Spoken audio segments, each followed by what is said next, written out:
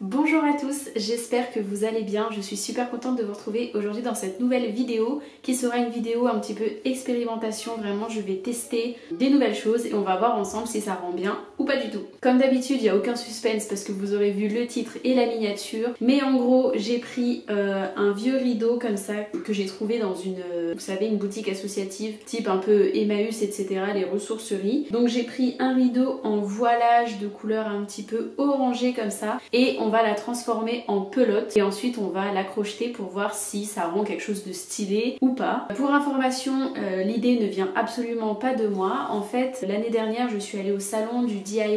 Vous savez, le salon du savoir-faire et du DIY à Paris. J'étais avec d'ailleurs une copine, une abonnée. Camille, si tu passes par là, je te fais des bisous. Et en gros, on était tombé sur le stand de la marque Fonty, donc très intéressant et tout. Et en fait, de là, on voit des pelotes vraiment d'une matière qu'on n'a jamais vue. Et en fait, on demande un petit peu aux personnes qui étaient présentes sur le stand qu'est-ce que c'est la matière et tout. Et en fait, ils nous expliquent que ce sont des anciens saris indiens, donc vous savez, la tenue traditionnelle indienne, qui ont été recyclés. Et en fait, eux, ils ont récupéré une grande quantité de saris qu'ils ont ensuite transformé en pelote. Alors déjà, l'idée, elle est super parce que c'est de l'upcycling. On prend quelque chose et on lui redonne une seconde vie, donc je trouve ça fou. De deux, avec les motifs des saris, la matière et tout, c'était juste incroyable. Je pense que c'était de la soie, des choses comme ça, du violet, du vert, du doré, c'était vraiment magnifique. Du coup, je me suis dit que j'allais faire ma version à moi, donc j'ai pas trouvé de sari. Par contre, j'ai opté, comme je vous disais, pour le rideau en voilage. Quand c'est comme ça, c'est tout fin, et quand il y a plusieurs couches, on voit un peu mieux la couleur, et puis ça fait un effet très brillant, très sympa. Donc voilà, donc le rideau, il était super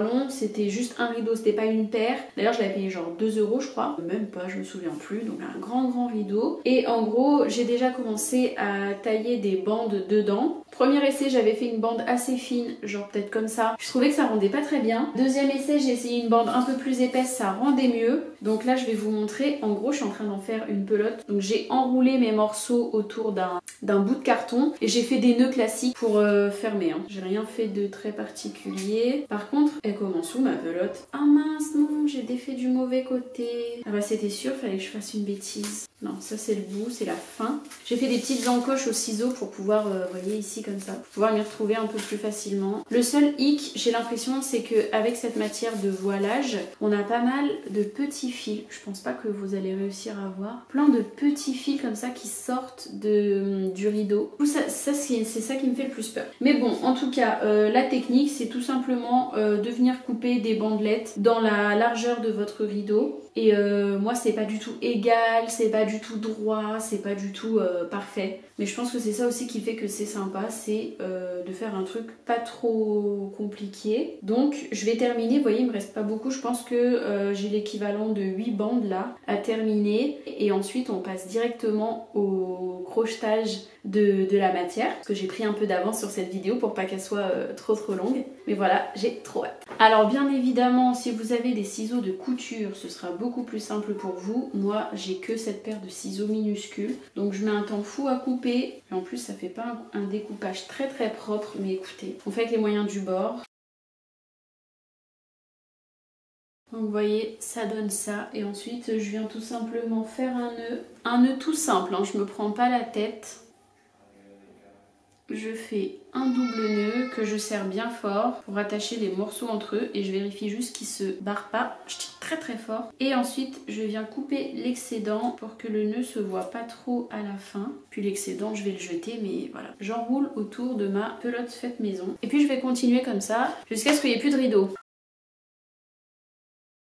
Une fois que tout est découpé, on se retrouve avec ce morceau là. Du coup, de plein de fils, entre guillemets, de fils de satin. Je pense que ça fait un peu effet satin. Et là, on va venir le crocheter. Du coup, vu que je ne sais pas ce que représente cette quantité, je vais crocheter un truc assez simple, assez lambda pour être sûr d'avoir assez de matière. Donc, il faut que je réfléchisse à ça. Parce qu'il faut pas que je fasse n'importe quoi. Faut pas que je fasse un truc trop compliqué qui nécessite trop de matière. En même temps, un truc sympa.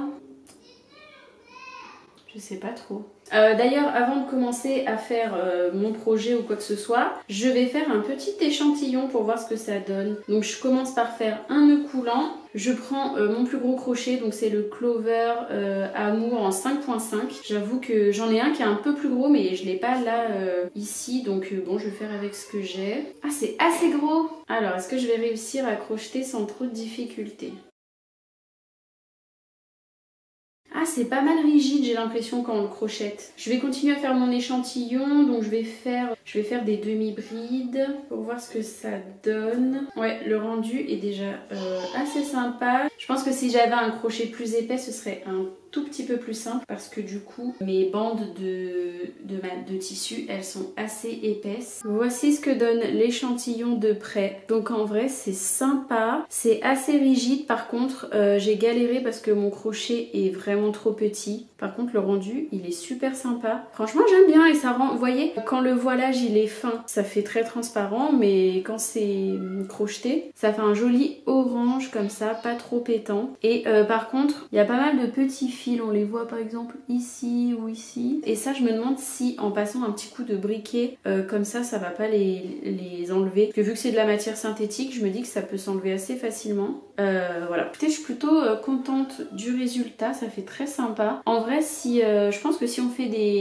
des bandes bien plus nettes et tout que moi j'ai fait parce que j'avais un tout petit ciseau, en vrai, je pense que pour un sac, ça peut être très très très joli. Donc voilà, écoutez, l'essai est pas trop mal. J'avoue qu'avec mon petit crochet, c'est un petit peu trop chiant à crocheter, genre ça me fait trop forcer sur mes doigts et c'est pas agréable, mais voilà. Donc écoutez, je vous retrouve plus tard dans la journée si j'y vais aujourd'hui et on se tient au courant. Bon les amis, on se retrouve quelques jours plus tard. Je suis allée prendre le fameux crochet un peu plus épais, donc c'est celui-ci. Il est plus gros parce que c'est un 7 mm comme ça. Je l'avais trouvé chez Emmaüs pour il me semble 30 centimes, donc vraiment un bon plan parce que 7 mm c'est pas une taille de fil que j'utilise beaucoup, donc d'en avoir un seul pour vraiment pas cher, ben écoutez, ça fait largement le travail. Trêve de blabla, je vais vous montrer du coup ce que j'ai réussi à faire avec le fil recyclé. 3, 2, 1. Oh là là, je suis vachement pâle.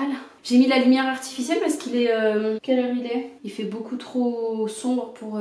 Du coup j'ai mis la lumière artificielle, donc je suis super claire. Est-ce que vous êtes prêts pour voir le résultat? Franchement, attendez, je fais un peu de suspense, mais je suis vraiment fière de ce que j'ai réussi à créer. Par contre la matière, je suis un peu moins fan, donc je vous en parle tout de suite. Voici ce que j'ai fait. Donc c'est une sorte de petit sac, un peu esprit panier comme ça, avec une anse comme ça. Bien évidemment, j'ai fait ça sans patron, sans tuto, un peu à l'aveugle. Vous me direz, vous avez l'habitude avec moi, mais du coup clairement il y a un souci de proportion au niveau des anses. Là j'ai pas beaucoup de mailles comparé à ici. Il me restait un chouïa de fil, donc j'ai décidé de faire cette espèce de petite bandoulière qui est bien trop petite pour se mettre en bandoulière de corps, mais par contre je peux le porter à l'épaule, ou bien c'est l'option que j'ai décidé de faire, c'est-à-dire le donner à ma nièce parce que moi je peux pas porter ça, genre ça fait un peu trop guenille si je peux me permettre. Donc voilà, en soi la matière est jolie, ça fait un effet un peu brillant vu que c'est du voilage. C'est vraiment dommage tous ces petits fils et du coup ces bordures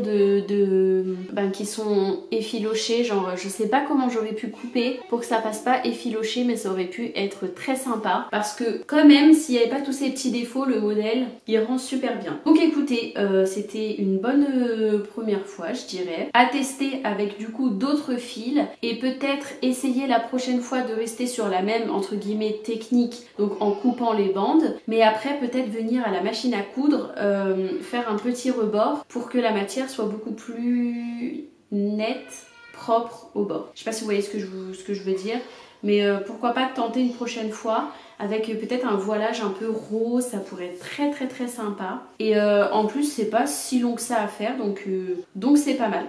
Voilà, écoutez, mine de rien, ma nièce elle est super contente d'avoir un petit sac fait maison par Tata. Elle a 3 ans, donc elle se rend totalement pas compte des défauts de la matière ou quoi que ce soit. D'ailleurs j'ai partagé sur TikTok la vidéo avec le sac et j'ai eu pas mal de commentaires, enfin j'en ai eu pas mal. On m'a demandé en tout cas de faire le tuto du petit sac, donc je pense que je vais le partager aussi sur YouTube parce que j'ai pas partagé beaucoup d'accessoires encore, donc voilà, je fais que de vous le montrer parce que franchement Même si c'est une première fois, je trouve qu'il est super bien fait. Donc voilà. Bon bah écoutez, on est déjà sur la fin de cette vidéo puisque globalement c'était une vidéo assez rapide, assez simple. Mais j'avais très envie de vous partager tout ça, donc c'est chose faite. Si jamais vous voulez tenter l'expérience, n'hésitez pas à essayer tout type de matière et peut-être d'être un peu moins, comment dire, un peu plus soigneuse que moi ou soigneux parce que moi clairement j'ai fait ça un peu à l'aveugle et le résultat du coup est pas top. Mais voilà, j'espère que c'est une petite vidéo qui vous aura plu. N'hésitez pas à me dire en commentaire comment vous auriez fait avec la matière, si vous avez des conseils, si vous avez déjà essayé de recycler des matières comme ça pour faire des pelotes. Franchement, je veux trop savoir. Et voilà, c'était un plaisir de vous retrouver dans cette vidéo. J'espère pouvoir continuer à être aussi régulière sur YouTube, de vous proposer un peu plus souvent du contenu. Et en attendant une prochaine vidéo, du coup, je vous fais plein de gros bisous et je vous dis à la prochaine. Ciao!